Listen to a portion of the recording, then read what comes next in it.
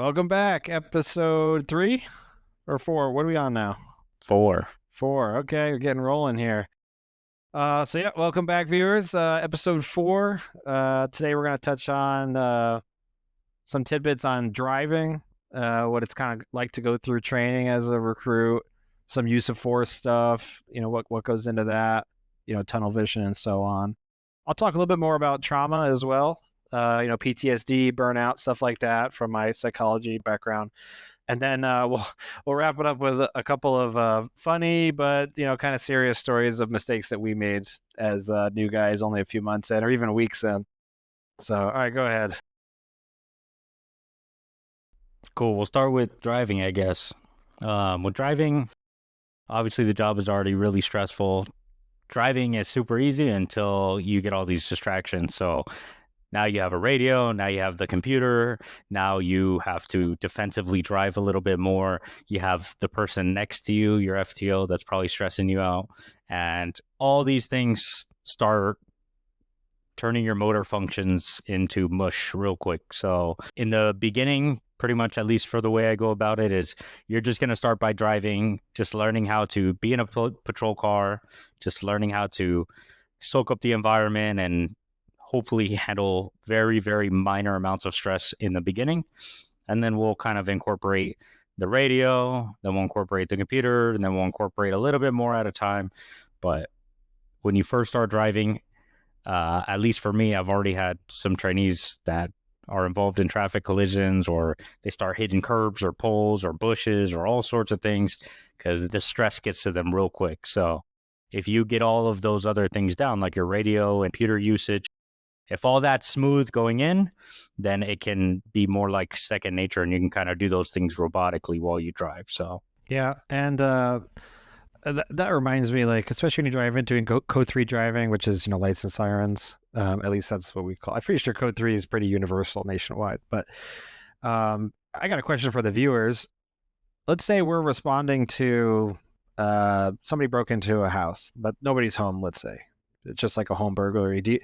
How do you think we get updates on information about the call? Do you think it's the dispatcher, voicing it to us? Do you think they're typing it in on like our computer and updating the call with more information?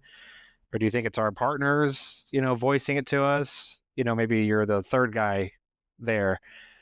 The answer is all three. And trying to do that, listen to 2 radios, dispatcher in this year, your partners are over here. You got to read the messages on the computer as they're updating the call, because sometimes that's faster. Sometimes you have a helicopter too, and they're trying to talk to you. So it's like 3 radios. And then all the while you're trying to drive very, very quickly to get there to help these people. People aren't moving out of the way. You're having to drive on the wrong side of the road. I can't tell you how to do that. Sometimes it's 5 o'clock, traffic, red lights, everything's shut down. There's a zillion cars, and the only way to get through is you got to drive on the wrong side. I've had to do that. It's tough. It can be really tough trying to do all that at the same time. And and they don't allow people to text on their phones while driving. But yet we have all these different things going on where we have to multitask, and we're expected to drive perfectly. And that's the other thing. Here's another question for you guys. If I am lights and sirens, right, and I have a red light, I'm allowed to go through, right? Everyone knows that. But you have a green light. Let's say we collide in the intersection. Who is at fault for the crash? Is it you because you didn't yield to me having the right of way? Or is it me because I have a red and I'm supposed to be more careful and know better and so on? I think it's pretty universal. It might, change by jurisdiction, but at least for us, I know we're at fault. It's not you because you had the green and we're supposed to check every lane and make sure everything's okay, make sure nobody gets hurt. So a lot of times they'll write it as drive with due regard for public safety. Like there's no speed limit that how fast we can drive. However, you're at fault if something happens. So sorry, a little bit of a spiel there maybe, but maybe that was interesting. Drivers have their radio on, their windows up, they're not paying attention entirely. And as a new trainee, they're tunnel vision to the back. So it's kind of a bad combination of the two, right? So once you learn to slow things down and clear lane by lane, and all that becomes easier, and you are able to catch those and be a little more defensive. But in the beginning, those trainees especially are very, very tunnel visioned. And I'll give you one story I had with one of my trainees. We were responding to a backup request, and we have two different types of backup requests. So we have like an assistance request, which is like, I need you now, I'm in a fight, detaining someone at a gunpoint, something like that. Then we have backup, which is like non-emergent, get here when you can. So in this particular case, it's an assistance request. Some of our partners were involved in a stolen vehicle, and so whenever it's a request like that, the whole world goes. There's different agencies, the helicopters are going, everyone from the station's going. We all are trying to get there as fast as we can. So in this particular case, that's the request. My trainee's new to driving, so we're rolling down on our way to this backup request, and knowing this, I know kind of how we drive. So every time we get to an intersection, I kind of already am anticipating, like, not only is the public going to be around, but our partners. So we're kind of just as bad at crashing into each other because we're all trying to get there. It's all the best intentions, but not only us, but the fire department. So, like, it's one thing to keep an eye out for the public, but in this case, we have a map where we're able to look at where all of our units are. So as we're going there, we're approaching one of the major intersections. I have this map up, and I see two units approaching the intersection around the same time, but going west, and we're going south. So we're going to cross. And so we get down to the light. The light is green, and I'm yelling at my trainee, like, just stop, stop, stop, because I see these people coming on the map. And he stops at the green, and as soon as he stops, both units fly right in front of us, like no slowing, no nothing at the red. So just kind of one of those like eye openers for him and for me, where it was like, if I wouldn't have been proactive in that sense, then we probably would have collided, right? And now if three of us get taken out, we were seconds away from this backup, then now all three of us are not going to be able to go there to assist them. And now if we're hurt, then we're going to pull units away to have to go help us out. And now the initial backup doesn't even get addressed. So it is important, kind of whether you're dealing with the public or even with, your own partners, slow down, try to do your best to clear those intersections.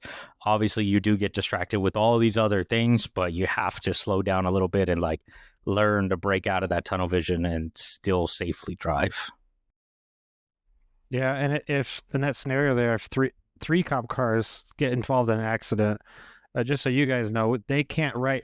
None of them can write the traffic accident report. So that means you got to pull in another guy to come write that. And then, do you need traffic control? Like, what time was it? Is there traffic? So maybe you need another car or even a third car. So now you got maybe 6 units all on this one collision. The guy who needs backup still hasn't gotten anybody because everyone's over here making sure, maybe there's injuries. I don't know how bad it is. It could be really bad, especially the speeds you're talking about. So, and how many guys do you have working? How many people called in sick or on vacation, or it's a night shift and it's just a skeleton crew? I mean, you're talking, that could be 3/4 of the shift, right there, especially for small departments. That might even be everyone. So, no, you have to watch. And I get it. I've seen that too, where I'm like, they're going a little fast. I don't think they're really going to stop. Maybe I'll just let them go. One other thing that I see a lot too is you guys caravan. You guys are just riding one behind each other in tandem, as we call it. And one person is driving a certain way, so you are influenced to the same, right? Same thing. You gotta kind of learn to control yourself. Maybe don't always go with the crowd, because you'll see sometimes they'll just start blowing lights. They're going excessive speeds because it's late at night. There's not a lot of traffic, whatever the case may be. But make sure you know your policies, follow them to the best you can, and then, like he said, there in a lot of states there's that due regard for public safety, so make sure you follow it. Otherwise, you get into like maybe losing qualified immunity or violating policies or whatever the case may be. And if you're on training, you're probably not just going to get yourself in trouble, you're going to get your TO in trouble. So hopefully they're staying on top of that and keeping you level-headed. But if not, just keep that in mind. Like, you have to make sure that you're doing the right thing. Yeah, you just mentioned something there I want to touch on briefly. There is a huge difference, and I think a lot of people don't know this, between policy, like department level policy, and then state law, and then also federal law. So whatever you're doing, like I said, drive with due regard, that's a state law, state level requirement. However, departments may restrict that further. I'm not going to get into like exactly what our restrictions were, but they're a little bit tighter, than a state law would be. So if you're going to violate, say, your department's policy, you might get in trouble, written up or have to go talk to a supervisor or something, but you're not violating a law. It's not a criminal act. And you need to understand the difference. And depending on what circumstance, what you see is worth it, I guess. Maybe you violate a policy, which isn't as serious, and you deem it worth it because maybe your partner really needs your help or something. Whatever the case may be. I hope that kind of makes sense. So let's get into you pass the early phases. As you move into your mid and late phases, you are probably going to start changing off FTOs or field training officers. So every department, I'm sure, is different in just length of program, but you're probably going to have more than one field training officer, 2 at the minimum, I would assume. And some have more. And I think for me, I had 4. So you kind of run into different struggles and such when it comes to having different TOs because of their different styles and their different niches and their various experience. And all of this kind of plays into how they're going to train you and try to mold you. And sometimes that adds confusion because you were trained one way and now this may be the opposite, or you may have never really experienced like traffic related crimes. And now you get a FTO that's focused heavily on traffic. So kind of the struggles of what that's going to look like. I remember I had 4 as well. They do that to try and, change it up a little bit. Like maybe you like the way one guy writes, like the way his report writing is really just makes sense to you and it works. But then you like another way that this other guy, he talks on the radio. Maybe he's really concise, to the point, or whatever it might be. And so you take these little things from each person and then you kind of put it all together into your own style. And I think that's kind of a big part of why they do multiple. I can't imagine you have less than 2, like you were saying. I think you can have too many. I think if you have too many, by the time you learn how one person likes things done or their behaviors, you're already on to the next guy. And so you spend more time learning the more personal niche level stuff rather than the bigger picture stuff like the crime elements and so on. Training is going to vary from person to person, and it's tough to give, more than that on it. Follow whatever your TO says. So don't argue with them like, well, this is how I used to do it, or this is how I do it, or you don't have a way yet. And so like right now, it's just your job to just go from TO to TO, soak up that information. If they do something differently, then do it differently. And then when you get off training or you get to the point where you're on your own, then you look at the multiple different ways. So in our case, we had 4 TOs, so 4 different ways to do all these different things. And then you look at like, okay, which one did I like better? Like maybe, like you said, one is better at report writing or one is better at other things. And so you kind of tap into that TO for that particular thing. And then you kind of build your own style. And eventually then when you become an FTO, then you'll have your own style to imprint on your training. So it's just important, like just soak. Right now is just your time to soak in that knowledge. Another thing that newer guys have trouble with is putting hands on people. Not like when it's not needed. I'm talking about like, people need to go to jail, felony crimes. I mean, even misdemeanors, obviously, too, if they don't want to go and they have to go. But a lot of people are hesitant. I think they're really worried about getting on CNN because you make one wrong mistake and that's where you're going. The media will highlight the shootings first. Those are the ones that always get the most attention.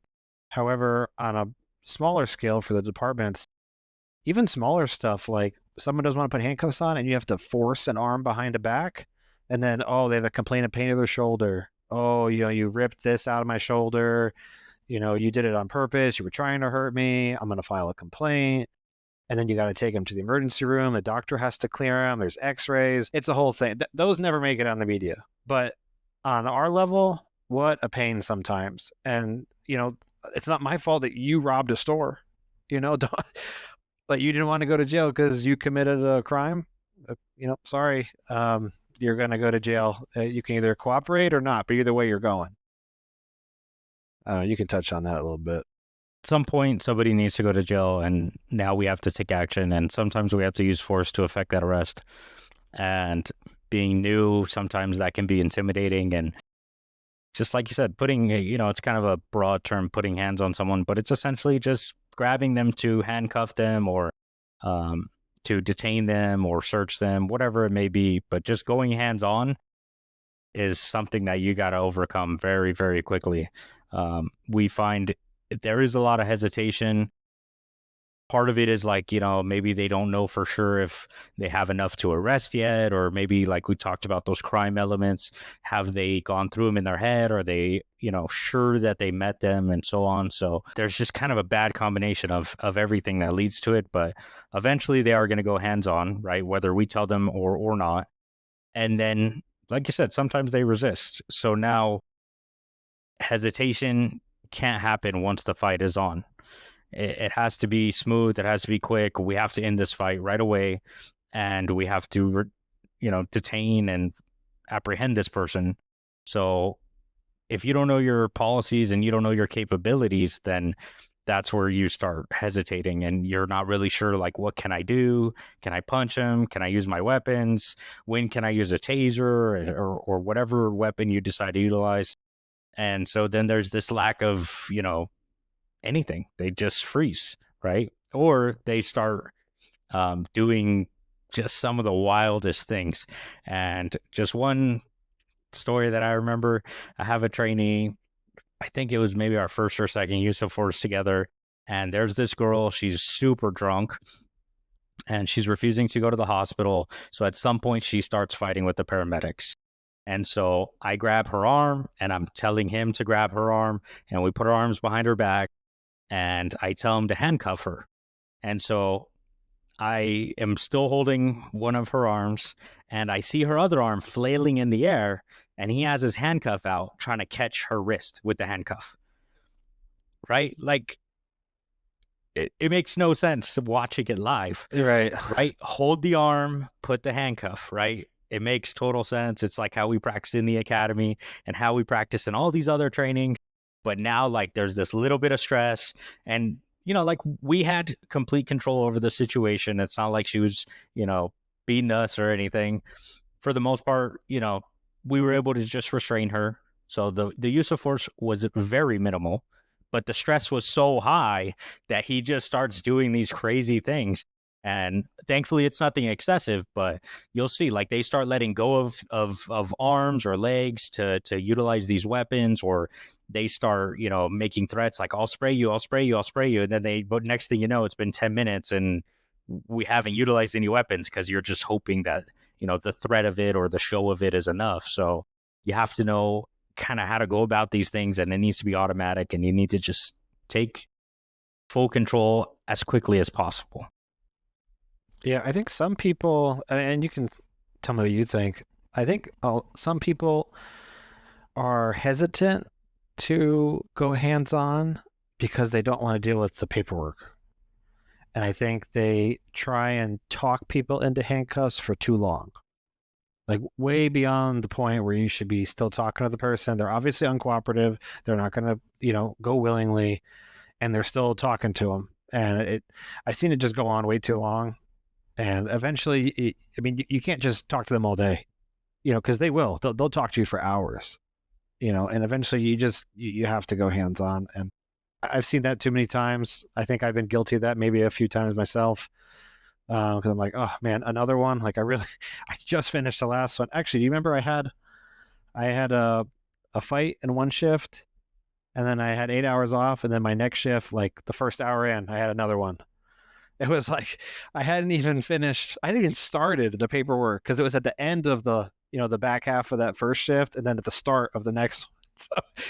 So, it happens. But that's just the nature of the job. You never know what you're going to get. Yeah, I would hope that that's more of like a later on thing, when that you don't want to do the paperwork versus like being new. I would hope you're eager to, get all the experience and so on that you can.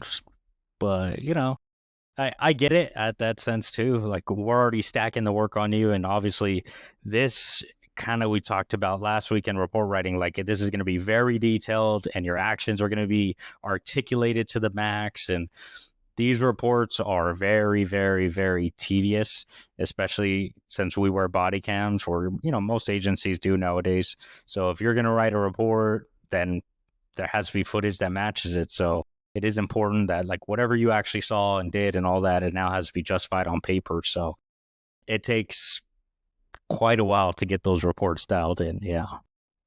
Yeah. If you guys think the report is see my body camera for what happened, no, at least not with us. That's not how it worked. If it's an hour, if it's 2 hours, I've had 3 hour body camera footage, and it's all got to be in there. And these can go pages, several pages of reports, all got to be written, even though it's right there. You can see everything my hands are doing because it's right in front of the camera. And, my partner's also capturing me, my whole body, and I'm capturing him. And you would think that would just be easy and you don't even really need to write a report.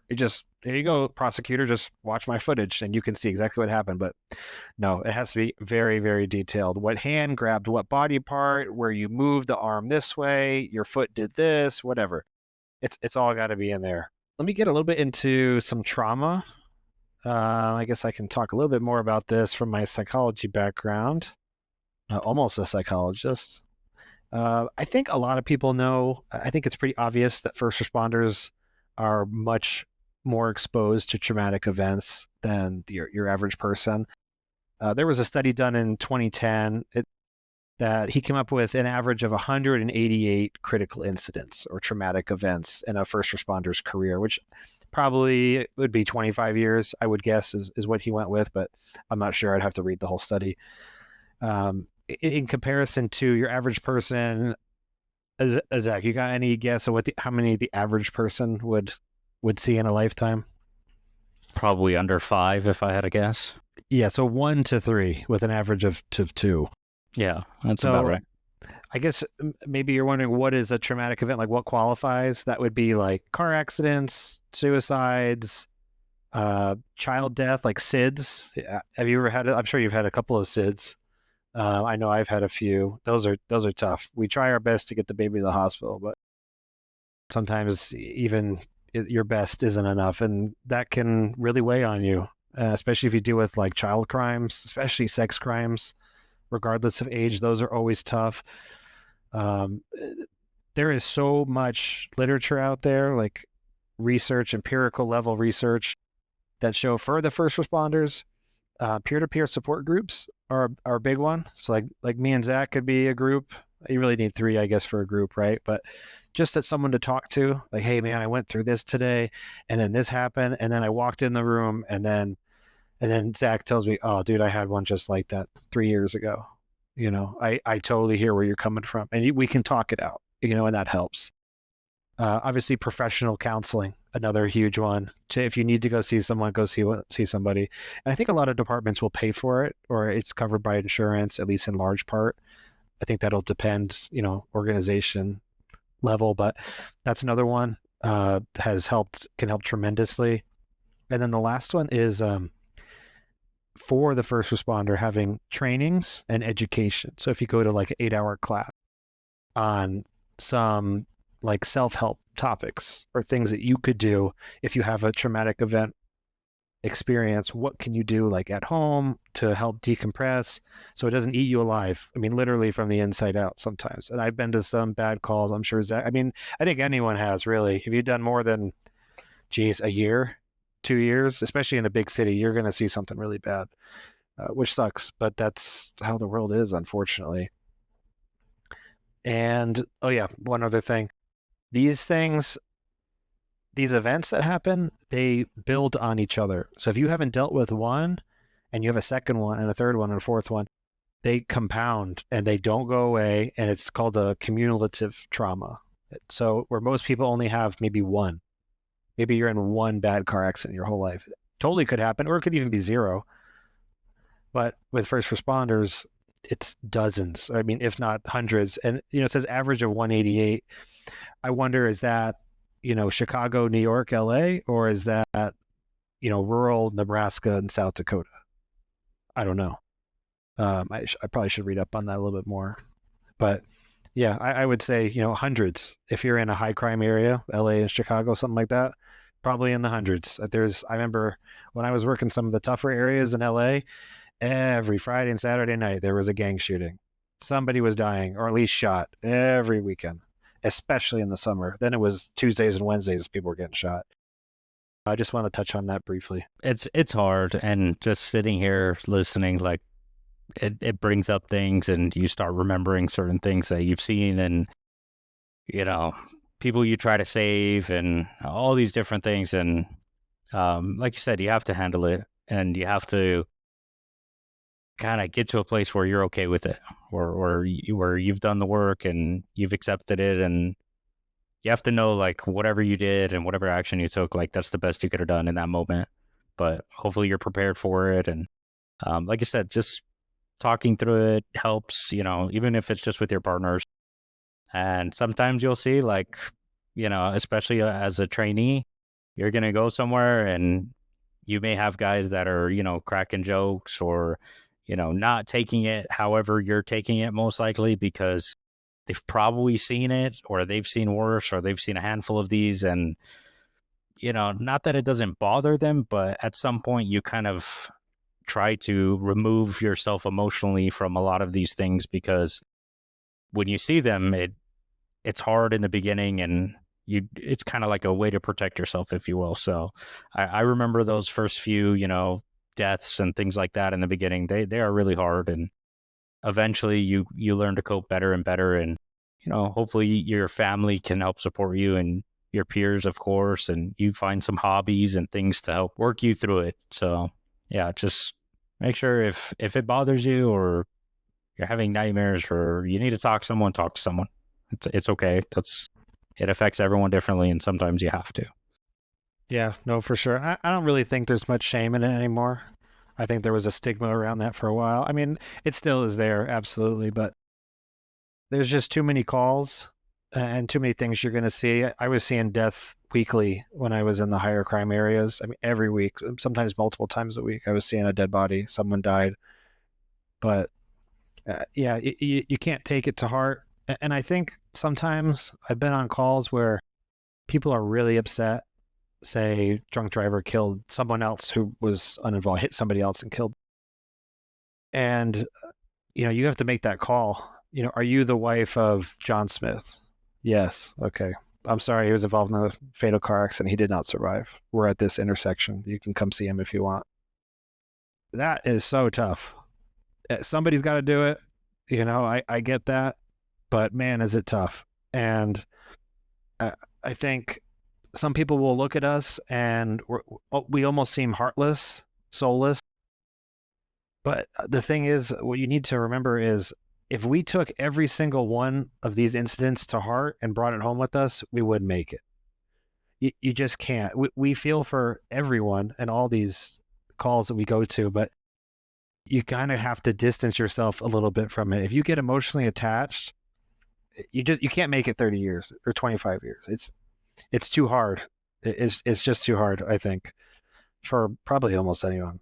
All right, let's get into something a little more lighter, huh?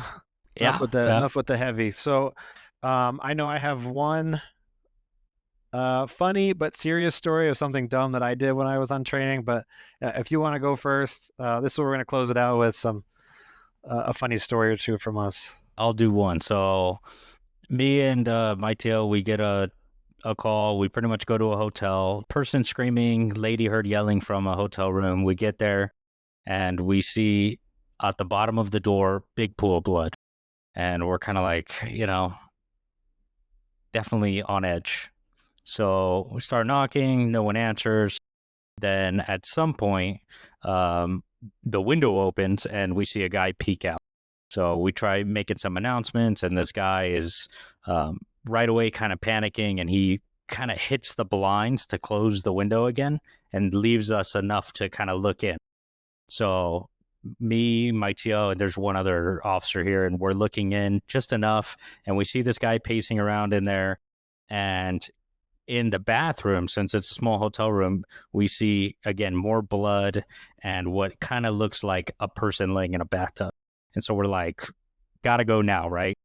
So we're able to shimmy the window back open, and we're yelling at this guy, giving him commands, and he arms himself with a knife, and he just like is refusing to cooperate. So my TO starts kicking the door, and he ends up kind of like donkey kicking it backwards, and his foot goes straight through the door, but the door opens. So I'm so hopped up on adrenaline, and I'm like so go go go that I just push him through the door, and he's completely stuck in, and I charge this dude with a knife. Just no fear, tackle him, restrain him, and I'm like high on life, you know?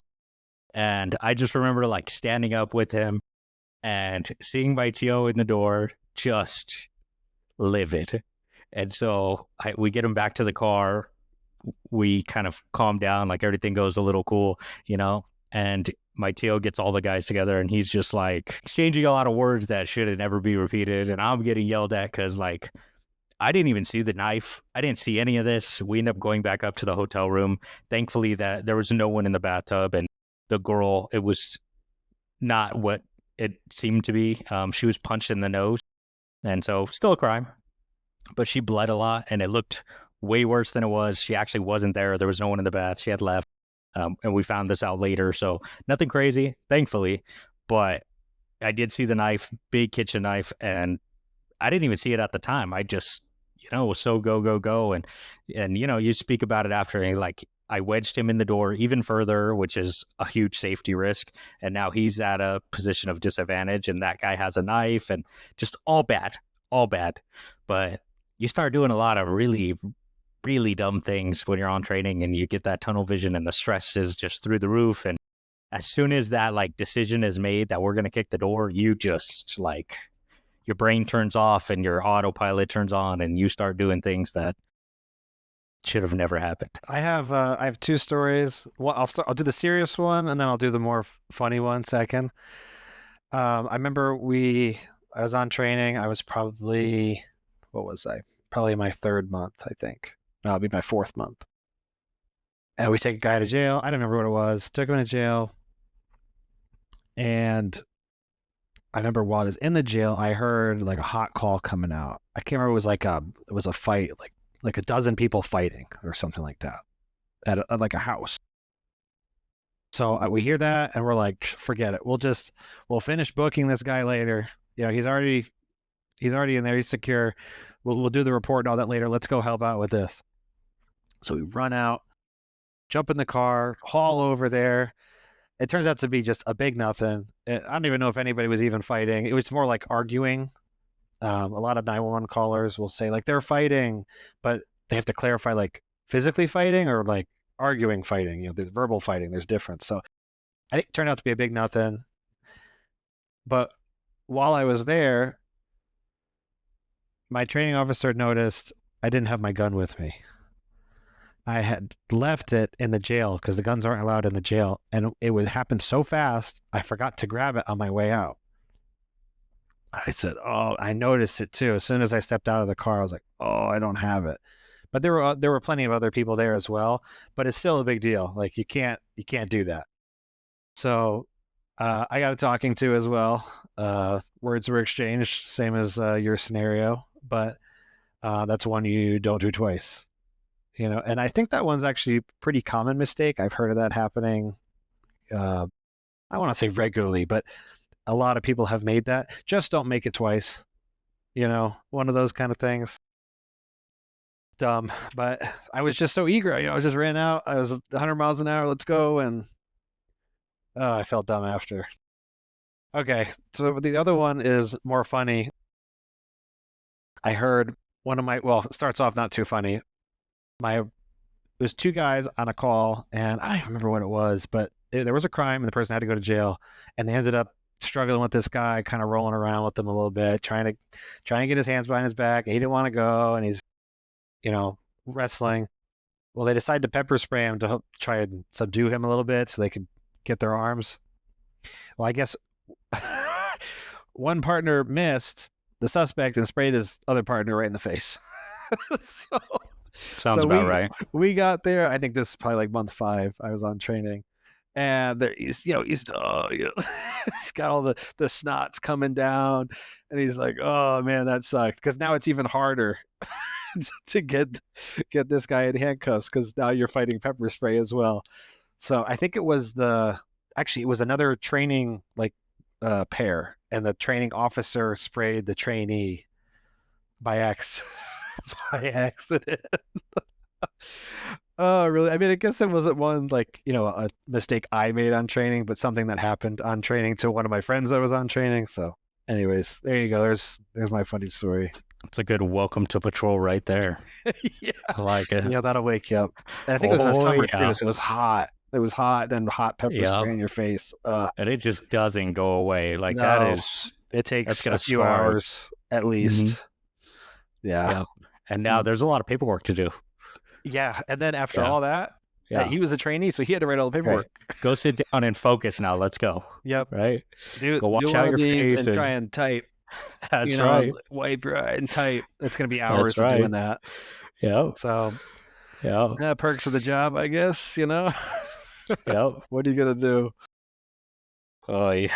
All right. Well, that's all we have for today. What is next week? What we got next week? So next week, I think we'll wrap up patrol training. We'll finish going into your own, I guess, lane, learning to be independent, solo officer. I know a lot of agencies do ride solos, so we'll kind of touch on that. We did for a while. So what those struggles look like, how to learn to be independent, how to kind of go through all that, and then what happens post training and kind of those early days of once you're off training, like what now. So we're gonna touch on that. If you're curious about the early phases, then we touched on that last week. The basics of interviewing and report writing and time management and searching, and so all those real core basics that you learn in your early days, then go check that out last week. Yep, sounds good. Leave comments if you guys have questions for us. Other than that, have a great week, and we'll see you next Friday. Yep. All right. Take care.